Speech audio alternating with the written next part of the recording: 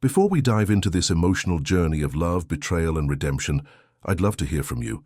If you're enjoying these kinds of stories, please hit that like button and leave a comment telling me what you think. Your support means everything and helps me bring you more amazing content. Now let's begin. The champagne glass slipped from David Morrison's hand, shattering against the pristine marble floor of the Maldivian resort lobby. Time seemed to freeze as his eyes locked onto a figure across the expansive entrance. A woman in an elegant white linen dress, her honey-blonde hair cascading over sun-kissed shoulders. Emma, his Emma, the wife he'd buried 3 years ago. "David, what's wrong?" Vanessa's shrill voice cut through his paralysis.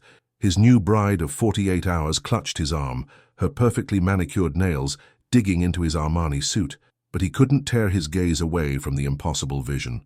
Then he heard it, the sound that would shatter his carefully constructed reality. "Mommy! Mommy, look what we found!" 2 identical boys, no older than 3, came running across the lobby, their small feet slapping against the cool floor. They had his eyes, his dark brown hair, his smile. The woman, Emma, turned with a radiant smile that had once been reserved only for him. She knelt gracefully, opening her arms to catch both boys in a warm embrace. "What did my little explorers discover?" "Seashells! Big ones!"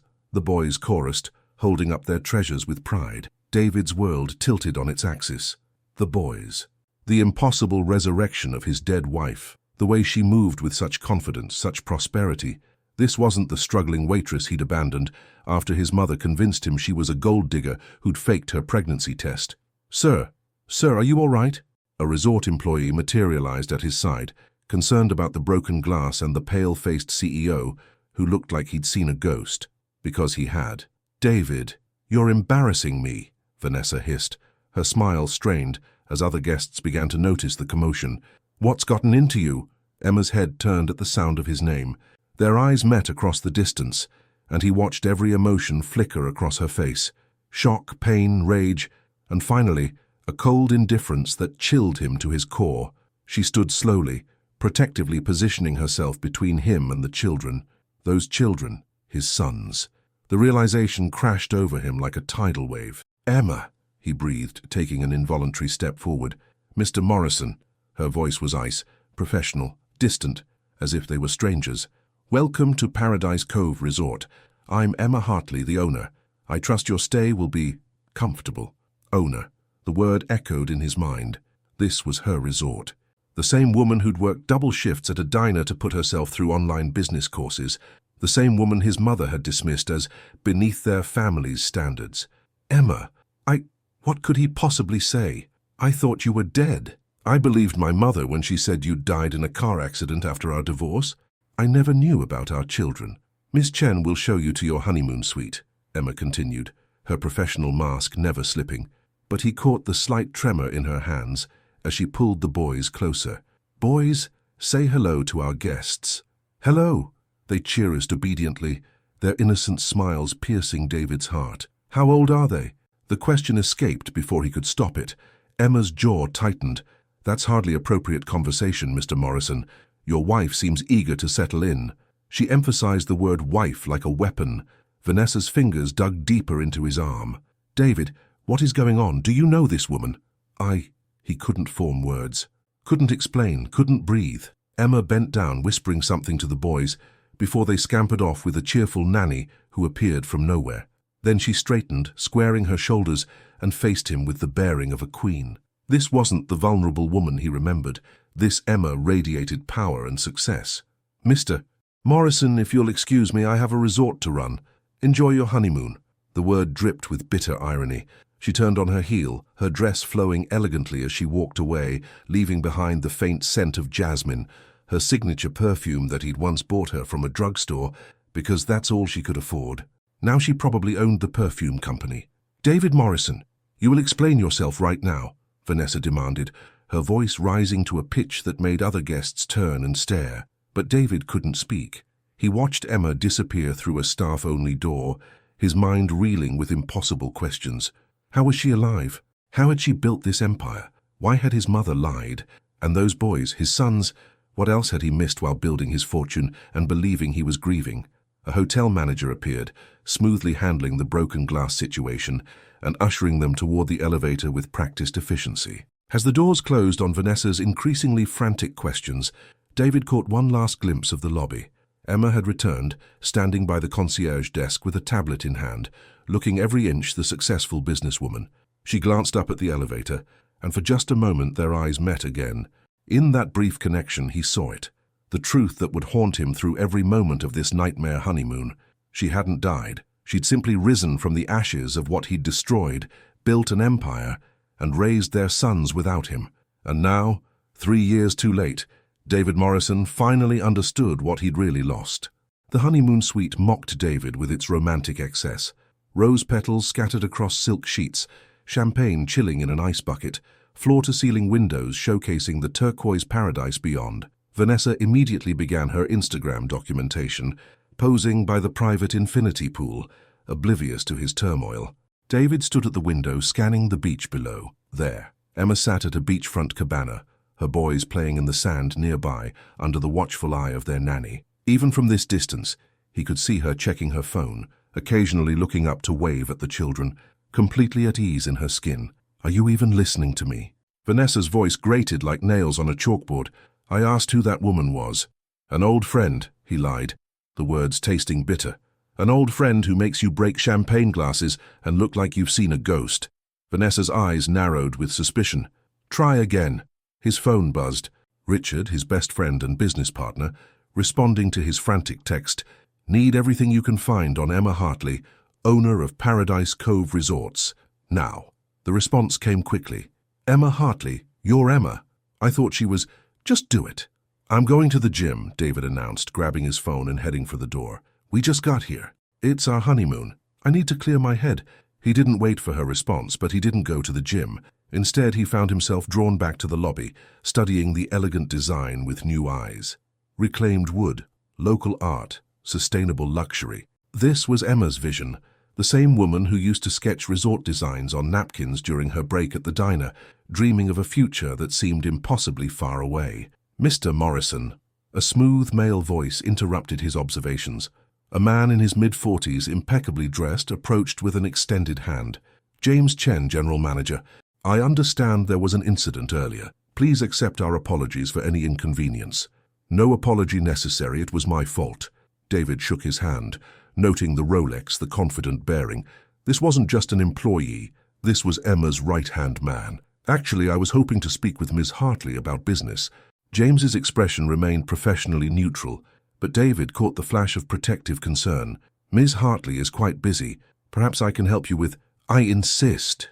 David used his CEO voice, the one that typically got him what he wanted. James's smile never wavered. "I'll see if she's available. Please wait here." 15 minutes later, David found himself being escorted to an office that overlooked the entire resort. The space screamed success, minimalist design, cutting-edge technology, walls displaying architectural awards, and business magazine covers featuring Emma's face. Paradise built. How Emma Hartley created a luxury empire from nothing. She stood with her back to him, looking out at her domain, her posture rigid. "You have 5 minutes, Mr. Morrison. Make them count." "Emma, please. Ms. Hartley in this office." She turned, and the cold businesswoman facade was firmly in place. But he noticed details his earlier shock had missed. The elegant watch, the designer dress, the subtle highlights in her hair, and something else, the absence of any softness when she looked at him. "How are you alive?" The words tumbled out. "My mother said you died. Car accident. They showed me a death certificate." "Interesting." Emma moved to her desk, pulling out a file. She slid it across to him. "This is the death certificate your mother's lawyer created, falsified, of course, along with forged divorce papers that I never signed." David's hands shook as he examined the documents. "I don't understand." "Don't you?" Emma's laugh was harsh. "Let me refresh your memory. 3 years ago I was 3 months pregnant with your twins. You came home one day and announced you wanted a divorce. Your mother had convinced you I'd trapped you, that I was a gold digger, that the pregnancy was fake. You believed her. She showed me evidence, fabricated evidence." Emma's voice could cut glass. "Your mother paid off a doctor to provide false test results. She forged medical records, and when I refused to simply disappear quietly, she offered me a choice. Take $500,000 and vanish, or face a lengthy legal battle that would bankrupt me and potentially lose me custody anyway. The room spun. You took the money. I took the money. Emma's chin lifted defiantly. I used it to disappear, have my babies safely, and build this. She gestured to the window.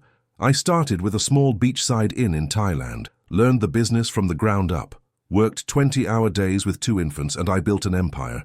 The boys are none of your business. Her voice dropped to a dangerous whisper. You signed away your rights to them, David. Or rather, you thought you did. The divorce was never legal, which means, technically, you're still my husband. But don't worry. My lawyers are drawing up legitimate papers as we speak. David felt like he'd been punched in the gut. I never stopped loving you. Liar. The word struck like a whip. You loved your mother's approval more. You loved your family's opinion more. You loved your reputation more. If you'd loved me even a fraction of what you claimed, you would have fought for me. Instead, you threw me away like garbage the moment it became inconvenient. Emma, I thought, your 5 minutes are up, Mr. Morrison. She pressed a button on her desk. James will escort you out. And for the record, I upgraded you to our best suite as a courtesy. Consider it a wedding gift. After all, I'm nothing if not hospitable to my guests, even the ones who destroyed my life. Those are my sons. Emma's mask finally cracked, revealing the pain beneath. No, they are my sons. You're just the DNA donor who chose his mommy over his family. Now get out before I have security remove you. James appeared in the doorway, his expression making it clear this wasn't optional. David stood, his mind racing with everything he wanted to say, everything he needed to explain. This isn't over, he said quietly. Yes, it is. Emma turned back to her window. It's been over for 3 years. Enjoy your honeymoon, Mr. Morrison. Try not to abandon this wife, too. The door closed behind him with a finality that echoed through his soul. David stood in the hallway, his perfect life crumbling around him, finally understanding the full weight of what he'd lost. And somewhere on the beach below, his sons, played in the sand, oblivious to the father they'd never known. That evening, David sat alone on the suite's balcony while Vanessa primped for dinner. His laptop showed the fruits of Richard's research, a decade of Emma's meteoric rise, the small inn in Thailand, the boutique hotels in Bali and Phuket, the luxury resorts in the Maldives and Seychelles. Paradise Cove Resorts now had 17 properties across Asia and the Pacific, with revenue exceeding $200 million annually. His phone buzzed with an incoming call. His mother. David, darling, how's the honeymoon? His grip on the phone tightened. Why did you lie to me? Silence. Then, carefully, I don't know what you're talking about. Emma's alive. I'm staying at her resort with my sons. Our sons, the twins you told me never existed. More silence. When his mother finally spoke, her voice had lost its warmth. I did what was necessary to protect our family. That woman was beneath you, David. She would have ruined everything we built. You falsified a death certificate. I saved you from a lifetime of mediocrity. Look at what you've accomplished. Morrison Enterprises has tripled in value. You married into the Rothschild family. You have everything you ever wanted. I have nothing. The words came out hollow. You took everything that mattered. Don't be dramatic. Those children are better off without you splitting your attention between them and the company, and that woman clearly did fine for herself. No thanks to you. David, you're being emotional. Once you return home and have some distance. He hung up. For the first time in his life, he cut his mother off mid-sentence. Was that your mother? Vanessa emerged in a designer dress that probably cost more than Emma's old monthly rent. Is she coming to visit us here? No. David studied his wife of 3 days, really studied her, the practiced smile, the calculating eyes, the way she constantly checked her reflection. Had he ever really seen her? Or had he just seen an acceptable replacement for what he'd lost? Good. I want you all to myself. She kissed his cheek, leaving lipstick marks. Now, I made reservations at the resort's signature restaurant. Apparently it's impossible to get a table, but when I mentioned you were David Morrison of Morrison Enterprises, they suddenly had space. Of course they did. Emma was nothing if not professional. She'd probably rather die than let personal history affect her business. The restaurant was stunning. Open-air elegance with the ocean as backdrop. String lights created a magical ambiance, and the soft sound of live piano music floated through the air. Vanessa immediately began photographing everything, more interested in her social media presence than the actual experience. David saw her the moment they sat down. Emma, at a corner table, dining with a distinguished older gentleman in an expensive suit. They laughed together, comfortable and intimate, and David felt something ugly twist in his chest. "Is that her?" Vanessa had finally noticed. "The woman from earlier?" "Yes. She's dining with someone." "A date?" Vanessa's voice took on a cruel edge. "Well, I suppose she moved on quickly. How long did you say it's been?" 3 years. 3 years? That's quite a recovery time for someone you called an old friend." Vanessa's eyes narrowed. "You were involved with her." Before David could respond, Emma and her companion rose from their table. They would have to pass by David's table to exit. He watched her approach, saw the moment she noticed him, watched her spine straighten and her chin lift. "Mr. Morrison, Mrs. Morrison." Emma's voice was perfectly cordial. "I hope you're enjoying your dinner." "It's lovely," Vanessa purred, her hand possessively on David's arm. "Everything about your resort is so charming. Quite impressive for someone so young. You must have had significant help building all this." The insult was barely veiled. Emma's smile never wavered, but David saw her companion's jaw tighten. "I had the help of hard work and determination. Perhaps you're familiar with those concepts." Emma's tone remained light, but the jab landed. "Oh, forgive my manners. This is Harrison Caldwell, CEO of Caldwell International Holdings. Harrison, this is David Morrison and his bride." Harrison shook David's hand with a grip that was just slightly too firm. "Morrison. I've heard of Morrison Enterprises. Decent company. Emma's been considering whether to include you in her upcoming expansion plans, but I'm advising her to look elsewhere. Family drama can complicate business relationships." The message was clear. Emma had told him everything. "It's not what you think," David started. "I rarely think about you at all anymore, Mr. Morrison." Emma's words were delivered with devastating casualness. "Now, if you'll excuse us, Harrison and I have business to discuss. Enjoy your meal." They walked away, leaving David seething and Vanessa fuming. "That woman is insufferably rude. How dare she speak to us like that? And who does she think she is, acting so superior?" "She's the owner of a $200 million company," David said quietly. "She's exactly who she thinks she is." "Well, I don't like her, and I definitely don't like the way she looked at you." Vanessa's voice rose. "Were you sleeping with her?" "I was married to her." The words hung in the air like a bomb. Vanessa's fork clattered to her plate. "Excuse me. Emma was my wife. Is my wife technically, since the divorce was never legal. She was pregnant with my twins when my mother convinced me to leave her. I thought she was dead. She's not. Those children playing on the beach are my sons, and I just married you while still legally married to her." Vanessa's face cycled through shock, rage, and finally calculation. "So our marriage isn't legal?" "Probably not. This is a disaster." But she didn't sound heartbroken. She sounded annoyed. "My parents will be mortified. The social repercussions." "That's what you're worried about? Social repercussions? What else should I worry about? It's not like you love me. I'm not stupid, David. This marriage was about business alliances and social climbing for both of us. But now I look like a fool." Her honesty, cold and cutting, made David realize something. He'd married Vanessa for all the wrong reasons. To prove his mother right. To show he'd moved on. To fill the Emma-shaped hole in his life with someone appropriate. "I'm sorry," he said, and meant it. "Sorry doesn't fix this." Vanessa threw her napkin down. "I'm calling my lawyer. And my father. You're going to wish you'd been honest from the start, David Morrison." She stormed off, leaving him alone at the table with his cooling meal and his shattered illusions. Around him, other couples enjoyed their romantic dinners, blissfully unaware that his world was imploding. His phone buzzed. An email from an unknown address. He opened it. "Mr. Morrison, your sons' names are Ethan and Noah. They love dinosaurs, swimming, and bedtime stories. They think their father is a soldier who died being a hero. I told them that because it was kinder than the truth. You have until the end of your stay to decide what you want. Stay away, and they'll never know otherwise. Try to be part of their lives, and you'll need to prove you won't abandon them like you did me. Choose wisely." David looked out at the darkened beach, where somewhere his sons slept peacefully, dreaming of dinosaurs and heroes, and he made a decision that would change everything. He would fight. For his sons, for Emma. For the family he should have protected 3 years ago, even if it meant losing everything else. The next morning, David woke to find Vanessa's side of the bed empty. A note on the pillow read, "Took the first flight out. My lawyers will contact yours. Don't bother calling V." "Good riddance," a voice in his head whispered. He should feel something. Guilt, regret, anything. Instead, he felt relief. His phone showed 17 missed calls from his mother and 3 from Richard. He ignored them all and headed to the beach at dawn, hoping to catch a glimpse of his sons. They were already there, building an elaborate sandcastle under their nanny's supervision. David stood at a distance, studying them. Ethan and Noah, his boys. Ethan had his nose, Noah had Emma's smile.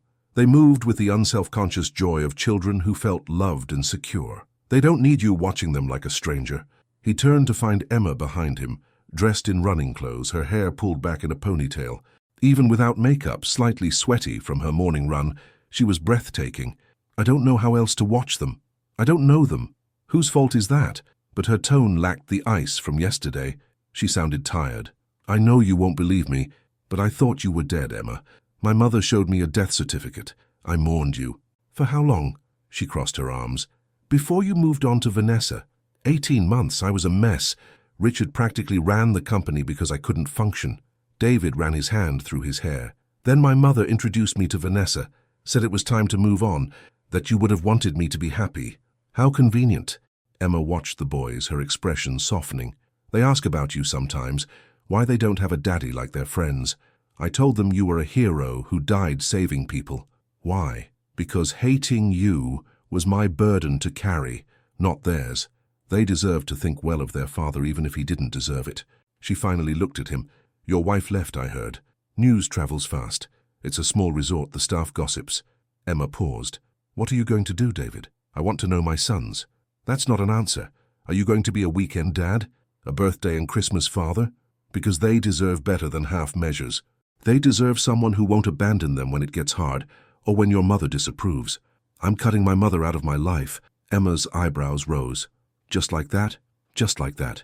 She lied to me, Emma. She destroyed our family and felt no remorse. I called her after I found out the truth. She said she did me a favor. She was protecting her dynasty. I was a threat to that. Emma's voice held old bitterness. A waitress with dreams above her station. How dare I think I was good enough for her golden boy? You were always too good for me. Don't. Emma held up her hand. Don't try to rewrite history with pretty words. You believed her lies because part of you wanted to. Part of you wondered if I really had trapped you, if I was using you for your money. Be honest, David, at least give me that. He wanted to protest, but she deserved truth. Maybe, for a moment. She was very convincing and I was young and stupid. But Emma, I loved you. I loved you more than I've ever loved anyone. Loved, past tense. She turned back to watch the boys. Love isn't just a feeling, David. It's a choice you make every single day. You chose wrong. Mommy! Noah spotted them and came running. Mommy, look at our castle. Emma's entire demeanor transformed, becoming warm and open. Let me see, baby. Noah grabbed her hand, pulling her toward the sandcastle, chattering excitedly. Ethan looked up, noticed David, and tilted his head curiously. Who's that man, Mommy? Emma's jaw tightened, but she kept her voice light. That's Mr. Morrison. He's a guest at our resort. Is he sad? Ethan's innocent observation cut deep. He looks sad. Maybe a little. Emma glanced at David. Mr. Morrison recently learned some surprising news. David crouched down to Ethan's level, his heart hammering. Your castle is impressive. You must be quite the architect. I'm going to build real buildings when I grow up, Ethan declared proudly. Like Mommy. Your mommy builds beautiful things. David's throat tightened. I bet you will too. Do you build things? Noah asked, joining them. I do. Different kinds of buildings than your mother, but yes. Cool. The boy's easy acceptance nearly broke him. Emma's phone rang. She checked it and frowned. Boys, stay with Maria for a moment. Mommy needs to take this call. She walked a few feet away, her body language becoming tense as she spoke in rapid Mandarin. David caught enough to understand it was about a business crisis at one of her other properties. When she returned, her professional mask was firmly in place. I need to fly to Singapore. One of my hotels has a serious situation. I'll be gone 3 days. Can we come? Noah asked hopefully.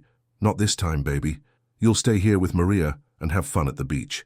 She kissed both their heads, then looked at David. They'll be well supervised. Maria's been with us since they were born. I could watch them. The words hung in the air. Emma stared at him like he'd grown a second head. Absolutely not. Emma, no. You're a stranger to them. You have no experience with children, and forgive me if I don't trust you not to disappear when things get difficult. I'm their father. Biologically.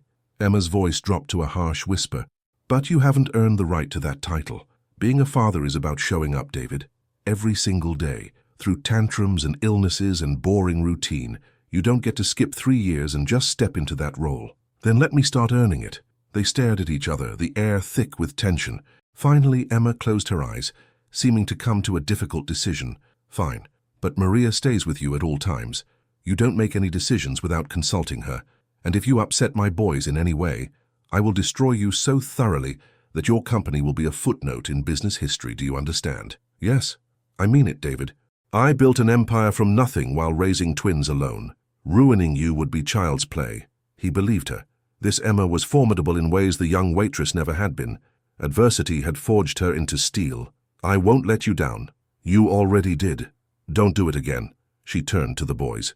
Guess what, Mr. Morrison is going to spend some time with you while Mommy's away. Would you like that? Yeah, they chorused, unaware of the monumental shift happening. Emma knelt down, holding both boys close. I love you both to the moon and back. Be good for Maria, okay?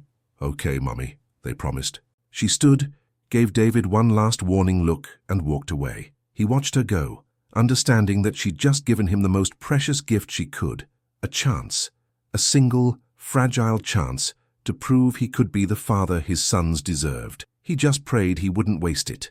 Later that afternoon, David found himself in unfamiliar territory, a children's play area with Maria watching his every move like a hawk. Ethan and Noah were showing him their favorite games, their initial shyness melting away with the ease of children. Mr. Morrison, can you help us build a fort? Ethan asked. Call me David. Then he hesitated. What should they call him? He wasn't ready to claim Dad. Actually, call me David. They spent an hour constructing an elaborate blanket fort, complete with secret passages and lookout towers. David couldn't remember the last time he'd done something so simple and joyful. His life had become nothing but board meetings and profit margins. You're good at this, Noah observed. Do you have kids? The question pierced him. No, but I'd like to someday. You should have boys like us, Ethan said seriously. Boys are fun. I think you're absolutely right. That evening, Maria supervised while David helped with bath time, a chaotic affair involving more water on the floor than in the tub. Then came story time, with both boys insisting David read their favorite book about a dragon who was afraid of heights. Our daddy was brave, Noah said sleepily. He wasn't afraid of anything. David's hand stilled on the page. Your mommy told you about your daddy. She said he was a hero, that he loved us very much but had to go to heaven. Ethan yawned. Do you think he watches us from heaven? I think, David's voice caught.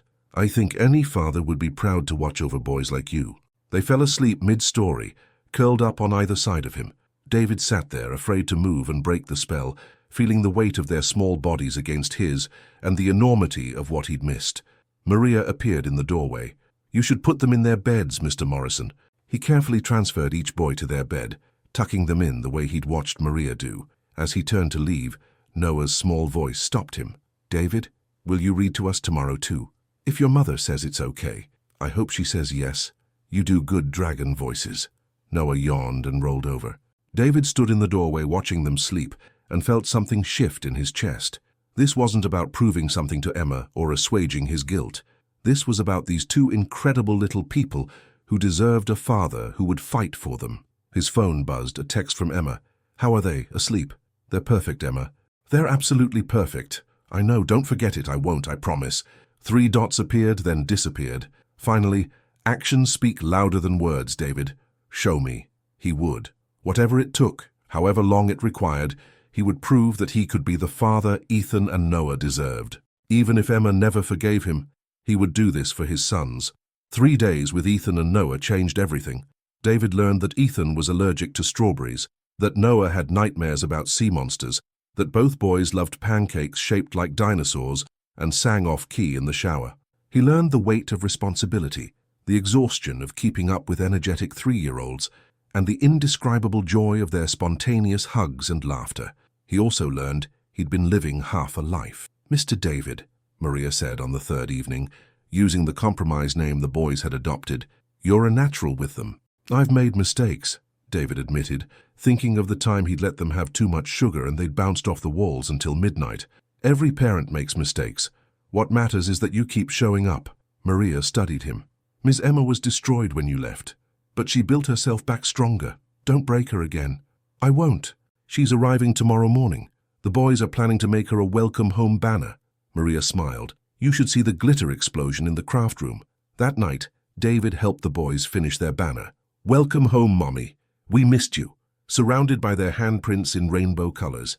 They were so excited they could barely sleep. Do you think Mommy will like it? Ethan asked anxiously. She'll love it, David assured him. Mr. David, are you going to stay after Mommy comes back? Noah's question was casual, but David heard the hope beneath it. Would you like me to? Yeah, you're fun and you make good pancakes. Noah paused. And you don't get mad when we make messes.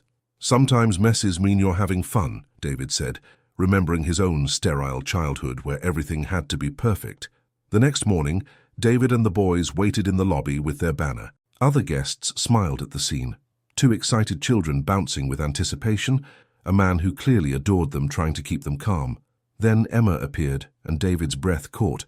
She looked exhausted, her perfect composure showing cracks, but she lit up when she saw her sons. Mommy! They launched themselves at her, and she caught them both, spinning them around despite clearly being tired. My babies, I missed you so much. She covered their faces with kisses while they giggled and showed her their banner. We made it ourselves. Mr. David helped. Emma's eyes found David's over their heads. Something passed between them.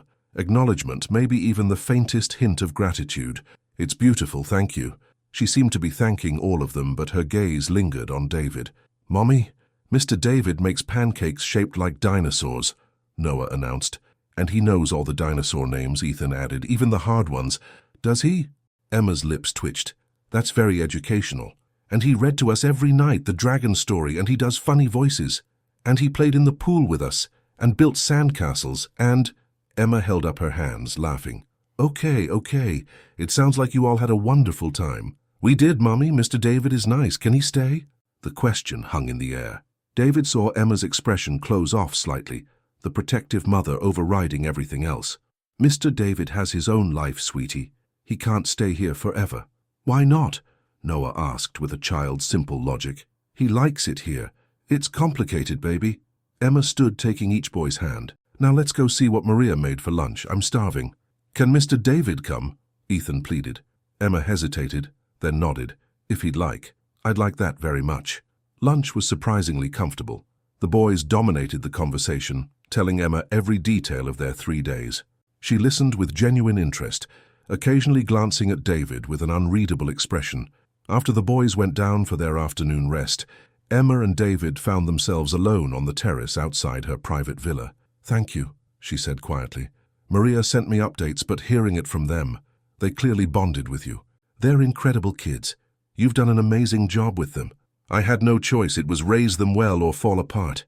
Emma stared out at the ocean. I couldn't afford to fall apart. Emma, I need to tell you something. While you were gone, my lawyers finalized my divorce from Vanessa, or rather the annulment since we were never legally married, and I fired my mother from the company board. Emma turned to him, shocked. You fired your mother? She falsified a death certificate, Emma. She kept my sons from me. She destroyed our family to maintain her control. David's voice hardened. I'm done letting her run my life. That's a big step. It's overdue. He took a breath. I also started legal proceedings to establish paternity and put myself on their birth certificates. I want to be their father legally, not just biologically, if you'll allow it. Emma was quiet for a long moment. 3 days with them and you're ready to commit to 18 years? I'm ready to commit to a lifetime. I missed their first steps, their first words, 3 years of birthdays and milestones. I can't get that back, but I can make sure I don't miss anything else. Pretty words, David. I know you don't trust me. I know I have to earn that. But Emma, those 3 days with our sons were the most important days of my life, more important than closing billion-dollar deals or expanding the company. Nothing matters if I lose them again. You won't lose them, but you might lose me. Emma's voice was barely a whisper. I can't go back to who I was. The girl who loved you so desperately she would have done anything for you. She died when you walked away. I don't want that girl back. I want the woman standing in front of me. The brilliant, fierce, incredible woman who built an empire while raising our sons alone. David took a careful step closer. I want a chance to earn my way back into your life. Not as your obligation, but as your partner. Your equal. I don't need a partner. I've managed fine alone. I know you don't need me, but maybe, eventually, you could want me anyway. He saw her waver, saw the old feelings fighting with new defenses. I'm not asking for forgiveness right now. I'm asking for time. Let me prove I've changed. Let me show you that I can be the man you deserved 3 years ago. And if you fail, then I'll respect your decision, but I'll still be a father to Ethan and Noah. That doesn't change based on us." Emma searched his face for a long time. "My lawyers drafted legitimate divorce papers. I was going to have you served before you left. Were past tense. I don't know anymore." She looked vulnerable for the first time since he'd arrived. "You hurt me so badly, David. I don't know if I can risk that again. I will spend every day proving you can trust me." "Pretty words," she repeated, but softer this time. "Then judge me by actions. Stay married to me for now, see if I can earn my way back." David knew he was asking the impossible. "I'm not saying we live together or pretend everything's fine. I'm saying give me a chance to show you I've changed." "That's insane." "Probably. But 3 days ago you thought I was a lost cause. You gave me a chance with our sons. Give me a chance with you." Emma closed her eyes, warring with herself. "If I agree, and that's a massive if, there are rules. You don't get to walk back into my bed just because we're technically married. You earn every single piece of trust. And the second you hurt our boys, you're done. Permanently." "Agreed. You'll need to stay here at the resort, get to know them properly, be a real father, not a weekend visitor. I'll work remotely. Richard can handle the day-to-day operations. And when your mother tries to interfere, she won't. I've made it clear that she's no longer part of my life." David's voice was firm. "She made her choice 3 years ago. I'm making mine now." Emma nodded slowly, then extended her hand formally. "Then we have a deal, Mr. Morrison. 6 months. You prove you can be a real father and a trustworthy man. At the end of 6 months, we reassess everything." David took her hand, feeling the spark of connection that had never really died. 6 months. I'll prove myself. See that you do." Emma pulled her hand back. "Now, I have a resort to run and children to spend time with. You're welcome to join us for dinner tonight. The boys would like that." She walked away, leaving David on the terrace, with hope blooming in his chest for the first time in 3 years. He had 6 months to win back his family. He intended to make every single day count. That evening, sitting at dinner with Emma and his sons, watching Ethan and Noah fight over who got to sit next to him, seeing Emma's carefully guarded smile when the boys made her laugh, David understood something profound. He'd spent 3 years building a company, while his real legacy was growing up without him. He'd achieved success by society's standards, while failing at the only thing that truly mattered. But maybe, just maybe, it wasn't too late to get it right. "Mr. David," Noah said, tugging his sleeve, "tomorrow can you teach us to swim better? Mommy says we need to practice." David glanced at Emma, who gave a slight nod. "I'd love to, buddy." "Yay!" Both boys cheered. Under the table, David felt Emma's foot accidentally brush his.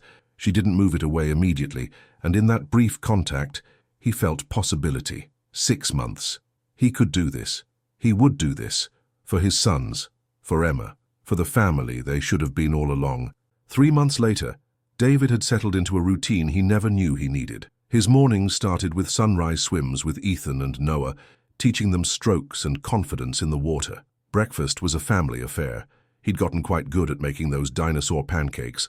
Then, while Emma ran her resort empire, and the boys attended their morning preschool program, David handled Morrison Enterprises remotely from a beachside office Emma had designated for him. Richard had initially protested the arrangement, but the numbers spoke for themselves. Under David's less frantic leadership, the company was thriving. Turned out that being happy made him a better CEO. "The Singapore deal closed," Richard announced during their video call. "And the investors are impressed with the new work-life balance initiative you implemented. Funny how revolutionary it is to let people see their families," David replied dryly. "Your mother is furious, by the way. She's threatening to sue for wrongful termination. Let her try. The board voted unanimously to remove her after the fraud came to light." David had made sure every board member knew exactly what his mother had done. The falsified documents, the bribery, the conspiracy. His mother's reign of control was over. "David, I have to ask, are you happy?" David glanced out at the beach where Emma was walking with a clipboard, reviewing something with her head of operations. Even in work mode, she was beautiful. "Happier than I've been in years." "Good. You deserve this. Both of you do." After work, David picked up the boys from their program. They now greeted him with shouts of "Daddy," a title Emma had quietly approved after Ethan asked why they couldn't call him what he was. The first time Noah had called him Daddy, David had nearly cried. "Daddy, Mommy says we're going to the butterfly garden today." Ethan bounced excitedly. "Then we'd better hurry. We don't want to keep Mommy waiting." The butterfly garden was a new resort feature, designed specifically with children in mind. Emma was already there, her professional mask slipping into a genuine smile when she saw them approach. "My favorite people," she said, opening her arms for the boys' obligatory hugs. "I'm your favorite?" David asked lightly, testing the waters of their slowly warming relationship. Emma's eyes met his, and he saw carefully controlled affection there. "You're growing on me." It wasn't a declaration of love, but it was more than he'd had 3 months ago. David would take it. Inside the garden, butterflies in every color imaginable fluttered around them. The boys were enchanted, trying to coax the delicate creatures to land on their outstretched fingers.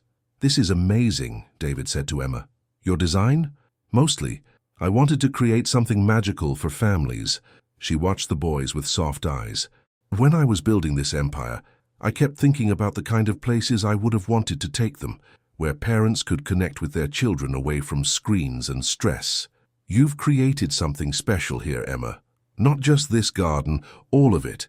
Paradise Cove isn't just a luxury resort. It's a place where families reconnect. That's always been my vision." She paused, then added quietly, "I'm glad you're part of that now." The words were simple, but they meant everything. Emma was letting him in, slowly but surely. A butterfly landed on David's shoulder, and Noah squealed with delight. "Daddy, don't move, it likes you." "It—" Emma pulled out her phone, capturing the moment. David, frozen in place with a bright blue butterfly on his shoulder, both boys leaning in to observe it with wonder, all 3 of them laughing. "I'm keeping this one," Emma murmured, more to herself than to him. "The butterfly?" David asked, not daring to move. "The memory." She showed him the photo. It was perfect, a snapshot of the family they were becoming. That evening, after the boys were asleep, Emma invited David to join her on the private beach behind her villa. They sat in comfortable silence, watching the stars reflect on the dark water. "I got a call from Harrison today," Emma said finally. "He's ready to finalize our partnership deal.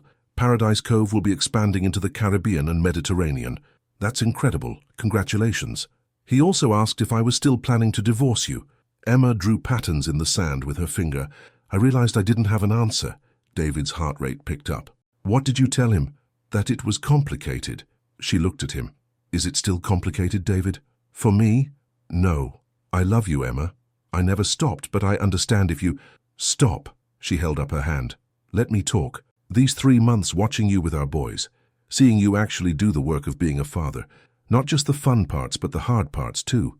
It's been healing something I didn't know could be healed." "Emma, I'm not done." She took a shaky breath. "You changed my first diaper explosion without running away. You stayed up all night when Ethan had that stomach bug. You learned their favorite songs, their fears, their dreams. You became their father in every way that matters. They make it easy. They're incredible. They are. Because despite everything, they come from love. Our love before it was destroyed." Emma turned to face him fully. "I think I'm ready to try again. Slowly, carefully, but try." David couldn't breathe.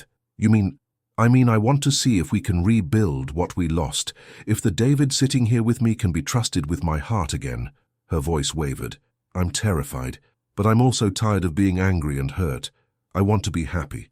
And maybe, possibly, you could be part of that happiness. Emma, I swear to you, no promises, no grand declarations. Just show me every day that you choose us. That's all I ask." David reached for her hand, and this time she didn't pull away. "Every single day, I promise. I will show you." Emma laughed, a real unguarded laugh that David hadn't heard in years. "You're impossible. I'm yours, if you'll have me." She was quiet for a moment, then squeezed his hand. "Ask me again in 3 months, when the 6 months are up. Ask me then if I'm ready to really be your wife again. I can wait 3 months. I can wait as long as you need." "Good." Emma stood, pulling him up with her. "Now I have an early meeting tomorrow, and someone kept our children up past their bedtime, letting them have ice cream. They used the puppy dog eyes. I'm not immune to the puppy dog eyes. You're going to be in so much trouble when they're teenagers and want to borrow the car." The casual comment about their future, together as a family, made David's chest tight with hope. "I'll deal with that when we get there. Together." "Together," Emma echoed softly. She walked him to the edge of her property, where the path split toward his villa. For a moment they stood close, the air thick with possibility. "Emma," David whispered, "can I—" "Not yet," but she smiled when she said it. "Earn it first." "I will." He watched her walk back to her villa and pulled out his phone to find the photo she'd texted him earlier. their family in the butterfly garden, perfect and whole. The next 3 months passed in a blur of school recitals, beach days, business negotiations, and slowly rebuilding trust. David learned Emma's coffee order, cappuccino with oat milk. Her tells when she was stressed, she twisted her wedding ring. Yes, she still wore it. And the way her eyes softened when she watched him with their sons. Emma learned that David had changed in fundamental ways. He no longer put work before family. He stood up to his mother when she attempted to interfere. He attended every parent event, every doctor's appointment, every mundane moment that made up a life. Harrison Caldwell visited for the partnership signing and pulled David aside. "I wasn't sure about you, Morrison, but you've proven yourself. She's happy, genuinely happy. Don't screw it up again." "I won't." "See that you don't. I'm very protective of Emma. She's like a daughter to me." The 6-month mark arrived on a perfect evening. David had planned something simple, a family dinner on the beach, just the 4 of them. Maria had helped him set up a romantic but child-friendly setting, with tiki torches and a low table where the boys could eat comfortably. "What's this?" Emma asked when she arrived with the boys. "Our 6-month anniversary, of me moving here, of us trying again." David gestured to the setup. "I thought we should celebrate as a family." Ethan and Noah were delighted by the special dinner, chattering happily about their day. After they ate and were occupied building a sandcastle nearby under Maria's watchful eye, David and Emma sat together, shoulders touching. "6 months ago, I showed up here by accident, shattered your world and begged for a chance," David said quietly. "These have been the best 6 months of my life." "Mine too," Emma admitted. "I didn't think I could forgive you. I didn't think I could trust you again. But you've proven every day that you're not the man who left me. I'm the man you made me. You and our boys." David turned to face her. "Emma Hartley, you're still technically my wife. These past months, you've been my partner, my best friend, and my inspiration. I don't want a divorce. I want a real marriage. I want to wake up next to you, raise our sons together, build more memories in butterfly gardens, and grow old watching them grow up." "David, I'm not done." He pulled out a small box. "This is the ring I should have given you 4 years ago. I was young and broke and foolish, but I loved you. This is the ring I want to give you now, not because I have money, but because I finally understand what marriage means. Partnership, trust, choosing each other every single day." He opened the box to reveal a stunning but tasteful diamond ring. "Emma, will you be my wife?" "Not technically, but truly." Emma's eyes filled with tears. "You're asking me to marry you when we're already married. I'm asking you to mean it this time. Both of us." David took her hand. "I know I hurt you. I know I destroyed your trust. But these 6 months, I've watched us rebuild something stronger than what we had before. Something that can weather storms because we both know what it's like to lose each other." "You really have changed," Emma whispered. "The David I knew would never have been this patient, this present, this real. So what do you say? Will you take a chance on us?" Emma looked at their sons playing in the sand, then back at David. "Yes, yes, I'll truly be your wife. I'll choose you every day, and you'll choose me, and we'll build the family we should have had from the start." David slipped the ring on her finger, right next to the simple band she'd never taken off. "I love you, Emma. I've loved you since you spilled coffee on my suit at that diner 4 years ago. I love you too. Even when I hated you, I loved you." She touched his face gently. "Now you can kiss me. You've definitely earned it." Their kiss was sweet and tender, full of promise and second chances. When they broke apart, they found Ethan and Noah watching with wide eyes. "Did Daddy just kiss Mommy?" Ethan asked, delighted. "Is Daddy staying forever now?" Noah added hopefully. Emma laughed, pulling both boys into their embrace. "Yes and yes. Daddy's staying forever." "Yay!" The boys jumped around them, and David caught Emma's eye over their heads. "Forever," he mouthed. "Forever," she mouthed back. 3 months later, they renewed their vows on the same beach, surrounded by friends, employees, and most importantly, their sons, serving as ring-bearers. Harrison walked Emma down the aisle, proud as any father. Richard stood as David's best man, grinning widely. David's mother was notably absent, having moved to Europe after the scandal. They were both okay with that. Some wounds didn't need to heal. "I, Emma Hartley Morrison, take you, David Morrison, to be my truly wedded husband," Emma said, her voice strong and clear. "I promise to choose you every day, to trust you with my heart and to build our empire together, not just in business but in love and family. I, David Morrison, take you, Emma Hartley Morrison, to be my truly wedded wife," David replied, his voice thick with emotion. "I promise to be worthy of you every single day, to be the father our sons deserve, and to never take for granted the miracle of your forgiveness and love." When they kissed as husband and wife, truly, finally, their sons cheered, the guests applauded, and somewhere in the butterfly garden a blue butterfly took flight. 2 years later, Emma stood in the same butterfly garden, watching David chase their sons while her hand rested on her pregnant belly. Baby Sarah was due in 3 months, a daughter to complete their family. "Mommy, are you crying?" Noah asked, noticing her tears. "Happy tears, baby. These are happy tears." David came over, wrapping his arms around her from behind, his hands covering hers on her belly. "Everything okay?" "Everything's perfect." She leaned back against him.